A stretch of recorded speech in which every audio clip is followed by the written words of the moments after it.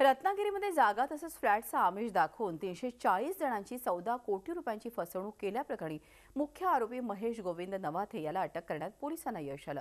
या प्रकरणात आणखी 14 जणांचा समावेश आहे। ही फसवणूक युटोपिया आयडियल सिटी नावाच्या आंतरराष्ट्रीय स्मार्ट सिटी प्रकल्पाच्या नावाखाली करण्यात आली। नवाथेच्या कंपनीने आधुनिक पद्धतीने जाहिरात करून ग्राहक देखील मिळविले। प्रत्येक ग्राहकाकडून सुमारे 4 ते 5 लाख रुपये आगाऊ पैसे घेण्यात आले।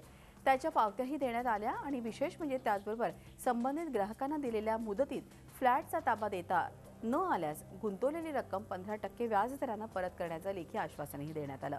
सन 2011 साली सुरू होणारा हा प्रोजेक्ट 2016 उजाडला तरी काही सुरू झाला नाही। त्यामुळे ग्राहकांना मुदतीत फ्लॅट न मिळाल्यामुळे 340 गुंतवणूकदारांपैकी 57 ग्राहकांनी याची फिर्याद 4 महिन्यांपूर्वी ग्रामीण पोलीस ठाण्यात दिली आणि महेश नवाथेचा शोध सुरू झाला। 57 ग्राहकांची सुमारे 2 कोटी 70 लाखांची फसवणूक झाली होती। तेव्हापासून आर्थिक गुन्हे शाखा या प्रकरणाचा तपास करते। आरोपी आहे महेश नवाथे, ते आतापर्यंत लपलेले होते और आता आपल्याला मेजर सक्सेस मिळाली आहे और त्यांना पण ट्रेस करू शकलो और आता ते आपले अरेस्टमध्ये आहे। झी 24 तास रहा एक पाऊल पुढे।